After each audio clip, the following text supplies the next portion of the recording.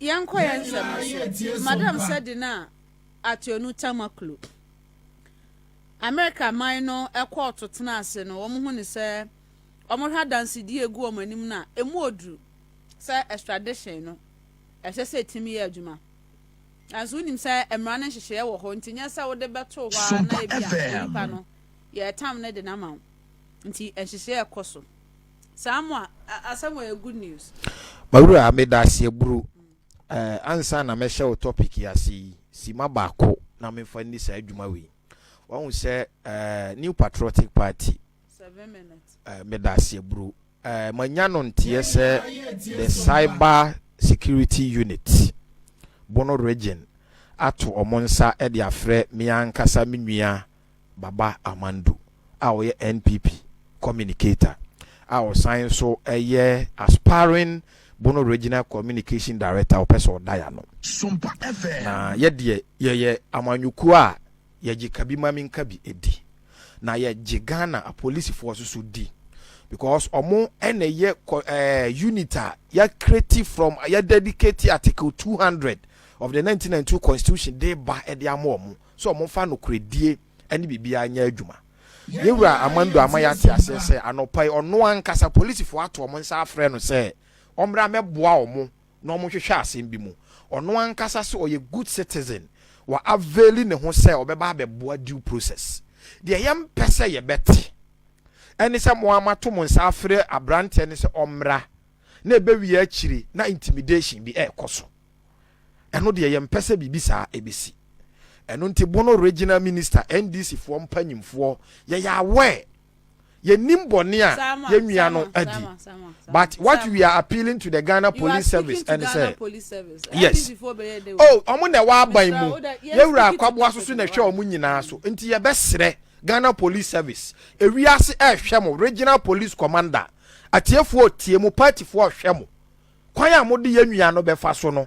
ebeda honom amadache enu nti New Patriotic Party said the Yesu Kristo so kan ye no say me dedeja wan kata me ho ntoma ekomo de me wa mama duane osese wa nya ma onua no wa nya ma me anopa ya regional police command ye nyina ye nkonko boa ye nua no na ye nta ye nua na chi esanse asante kotokofo wa asem bi omoka omo se ukuma apem a apem beba nti yamfa ya apem no enkonko ta ye nua na chi na ye nim se one of the learned lawyer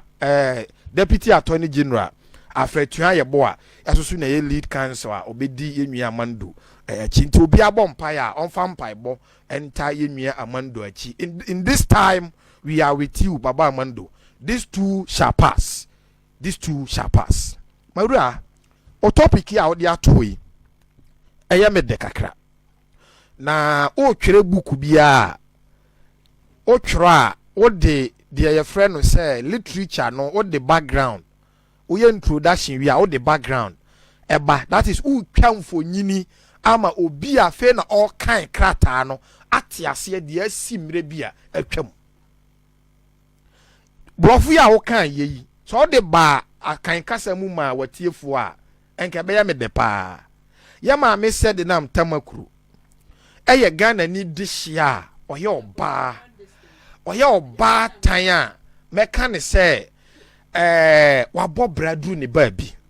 na onya Mahama animu adom eba be somo ewo president Mahama na mamu a etwa munum na me de ade a mempe eye din seye enu nti ake de memfa nya mama nyosa nanso we de court Ghana court no adi asem se ye ma me Sedinam Tamakloe oye kronfo tatwi amwa wa wia Ghana fo sika wa fa Ghana sika ade awasa ne sirim na asem yi koso wa bra na ye papa Dwondrama ni Mahama etiase eja to kantamanto ya ma menomo a omuna titi omubo remu akwa afuo makwa akodo ama mimina adi omani se oni mimina ukwa afuo mu a samu anu tumi hawadwen saa atuma nyi omo sika kakra e de akwa akoto ko obi ne nsesa wa omudi didwa kantamanto ena atoyire nchembe ebesi ye NDC dumso ba ye ena ja to kantamanto market mu na bibia hye ye ena NPP for the omanu tu mu na agya ye keka ye nsa ase na aban susu yi oman sika kakra de mama me ne se awo wona wo he masoloko so enti gisa sika wei sika emu duro etimisi district hospital nkoa bese enso ene etabiri de ma ye maame Sedinam Tamakloe se onfanko no fankonko so omo a ade oye ne wo ya to omo no onfankonko mo omo ena maame ne si dabi sika no wo bedi maame no di sika no ema president Mahama anka ho hwe sa asem we baaye no na asefem enti NPP amanyokuo baaye ne si dabi ye de so di bone na sa dance ye wo ho a ye de wo betum enu nti ye de maame ko gina court di na asem ni nyina wie ye na esan so otimi wie sika kese di gu ho no maame no yi trom odwane ekotena English abrochi mu e de sika no high hotels akese ye makeups ye skin therapy o my Ghana sika ye kobo president Mahama pono se Mahama president yewura una ade maami baaye enti maami wonni mu no ye srafa ne bra Mahama so ono de enya ne priority ene sa ade no de hia no kese pa ne se Ghana school fo benya pad awisu enu de hia no enu nti Ghana fo so de kwa adwendwem ebi mo ya akonche bompaye ena US aban no tin nsam no se dabi obi a court se wo ye kronfo tatwi amwase die ye ma ne kwan e ma ne ba ye kurom a wan hwe yi a obeba be wiaye enti ye nsan pam no ma ne nko ne kurom enu nti US aban ne hwe atirimoden awurukasem ene awudie ane mamboye sem a ye maame Sedinam Tamakloe a wo ye card bearing member of NDC President Mahama appointee aye no ena US aban ne se dabi ewo we kura de yenim se utiri mo esum sei yenim se oba uni abada ye sei utimi di wo mai awu sei enu nti yesi se de ye mfa ne mbra o mai Ghana na ye besre NDC ye besre ye papa John Dramani Mahama ye besre ye wura attorney general ye besre ye wura chief justice a president Mahama baaye ena ode na ba so omra me ye adwuma mfa ma no ye besre maame no ye di na asema wie dada maame no wadi fo in fact ono akra watu bata wadwane US aban so ahwehwe ni nsemu na US aban kra de ade aba betoa bonten se ensese maame no kra ye manfena mafa ne ho ye mfa ne nkɔhyem baabi a hono eye sum diko ye be sere ndisi aban ye nimsa president Mahama de oba ye na wa appointees o mugina court wa ba be clear o munyina so o mu konkote na fi ye be sere se maame no ba court wo di na asema wie ye mfa ne ntum na enye meka ne se susudua emma appointees anei omoso abo mu tirimu so omo be no my Ghana no fo hwe se wo benya tumi akwanya se wo som wo man a ya dum bi keke wo enu ntimi hu amanyofo a omo no nya opportunity omo tafro man no no man no fo ti se nantwie ba etwe ne maame no fo a eya na me yam hyehyeme eya na me nsunu mu hyehyeme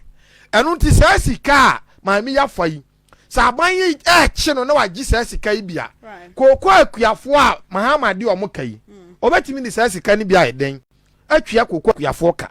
se sika ya gi a nurse fo o maye adwuma o mugu hospital a yentumi ntwi o mo ka nurse fo su no ye betumi ni se sika ni bia atwia o mo ka ya kwan ya ye ka ho asem yi ewom so o mampanyini se sika ne ta ho nanso abisimu kwan ba se bosome ne na wotwe mienu nie a me fa so no contractor ni wona se kire ni se sika ne nta ho bia ye betumi di se sika we bia ye den asorte omo ama omo soso no atumi anya relief kakra enu nti ye besere ensantwerofo omo mwaye wate na mo fama no ntum na mo nka bi because oyonko ba na wadi sa aboni wi Beda say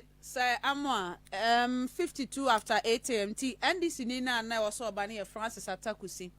Sunyani East NDC secretary producer inform me so onam kwan so but till say ka se onuru ha nti oduru ha ba bia yaduru no na wa join bi oba nso na ya wi na chese meto aso EDC so Traders Advocacy Group Ghana dwadifo cool and opami signing me catch us say omo any guta nyina tonwom baako omo nwom to ne say sa ukwa Ghana ye port ahodo no a custom for di dwuma bi wo ho sa AI system na wo mudi di dwuma no ha now they are alleging say because of sa AI system no they have to pay more for omu goods a omu kwa koyi no I was wutua dodo because system no niema bebre wo mu a man ye difficult omu chese ni ama omu business ye no ayeden bebre nsuso inflated charges chese ebo ani eje omu no sa duty say ebo no so asa akosoro eni nyina no akoye sa AI sam no aba no man you bro different say transparency eniema mu na ho fine ena ma periperi nso nya adwuma eti wo mo sere apanifo ntu ho na mo no ma hwa na mo ntu onkoso no ena ye kasai ena ye April 13 wo mo tie atua I don't know for how long na wo mo dia champion say sa AI driven platform no wow eti wo mo mpe bibi nye mfa ho ba na me so me kan say Ghana for say baby awi ase kɔ na wo se ekobi so yempe AI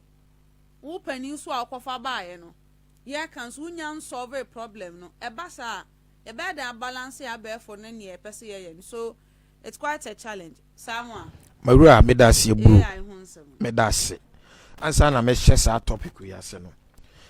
mpanyimfo se wo pa ase maka kire nyankopon a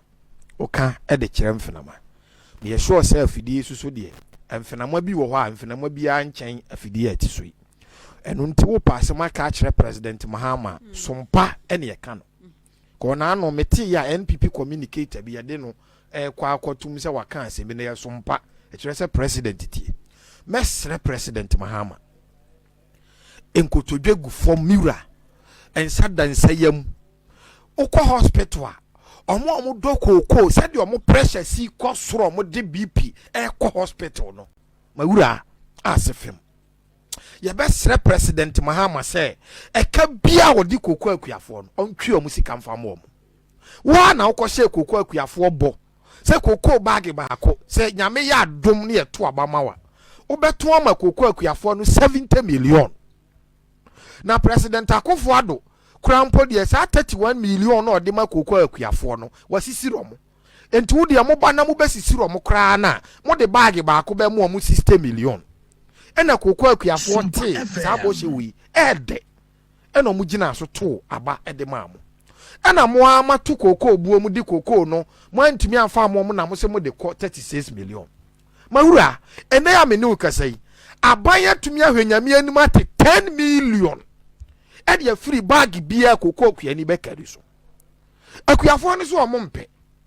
na saa sika no eye 2500 na aban se ode be mo omo ne so a besi saa bre sika no so a emai aban ntwe sika no enti ene koko akuafo bre omo ma school fees omo ntumi ntwea ensi Ghana abakwase mu da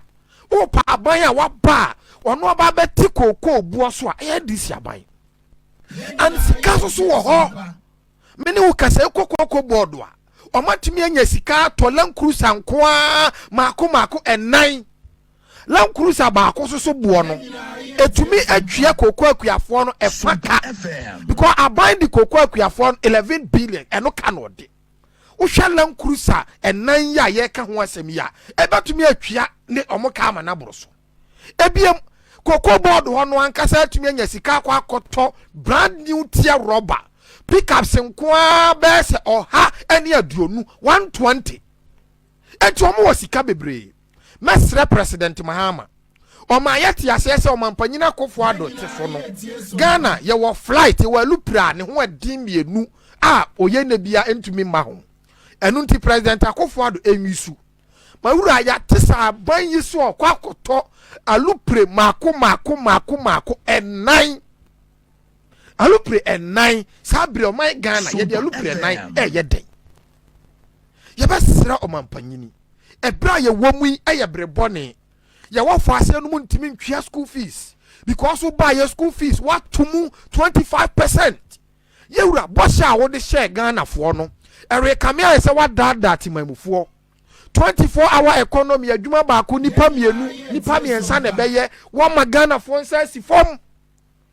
and next state of insecurity where say kobrekum Chelsea omo kobo omo nam kwan so ba kronfo achi sam omo kon a kire say ayoma yaka de said your mind is ikono it is going in the wrong direction enti me ba topic is wada room eburu hwe AI eye afidie bia President Mahama akwakotam de abaport ho a eye computer sa etoa ukofa no ma ba President Mahama ne tamba port sa ono nhihye ya aban nhihye ya odi aba ono na policy bi e be port ho no president anje antuma enye yi yewura no ono na oman no all keep in trust of the people enti de be si wo oman mu ha no sa de paturobu oba fom a so ono na aye no se to asoso kosoro wo port ho a ni nyina onim hu bi ni nyina wo na aye enu ti president Mahama hwe ye no eno osi da bi oba e watwa momo taxi num yi levy wo yi afiro na so obefa kwati kwan bi so awuro Ghana fo abo Ghana fo abra musu enti ene so odihye bi etu kwan anaso obra onu ma port honom no na anom ni obi di nkomo from Jubilee terminal e tema na ukohwe said o masia program sa system we ya wo ade a ensese ye gye no say ye 1 cedi ene sese ye gye wa computer no to me di zero ya program ya man wo ho a no di zero bi aba be ka ho na akoye 10 cedis anu ti de ekoso no amatimamu fo bre na anu yo mo amkwa kra Toyota Vozi di ba ye eto pa ya sese gu omo so a ye gye omo no omo twia wie ya ban se car no wasan oma car ni nya adwuma enu nti mene sa trade union association we no aya adwene hwe asante forces so free asia buru nsuo ntemu a ena ema woni ye den eye kokko ebiam so aboso ba ena majapai empanyimfo ni president Mahama akasa se yewura de wo ye ugu nnwuma okra de o hye ye bo se anka wo de adwuma wura eba adwuma ye hu adwuma no na kampese ye hu ni wura adwuma ni ye hu adwuma no mpo ne ye kwa hu ni wura adwuma wura no enye adwuma te se sompa adwuma ye de brawo na eye de ade eye entrepreneurship wada roma ona okasa mo omo ana enye me na me kasa mo omo na NDC ni amma tobo sama please sama please today I will not have you do that with me uzo okasa nyama edin I will not have you wait I will not have you do that with me today ti ayete ha ne yente asa fidie na ye fenti ni abetena yete ase yete ase ye adwuma som Ghana sa wo ka asem bi na me hu ne se ba bia wo keka kɔ no wo de Ghana fo ekoto amena mu a I have a Samoa Mafa also don't do that. Don't me ngage o me o kasamo na me chire wo mu say na tenente say na wo kan enti pam ndisi atade nhye me dwo da we menti ase men kasa nkyere me tiem emra no wo kasam na enye sa e wo say ye tene asem eno na me nkasam adwumaru afo me kire wo say I have hosted the CEO of NEIP ma hosti ohininto ya hosti amponsa jemfi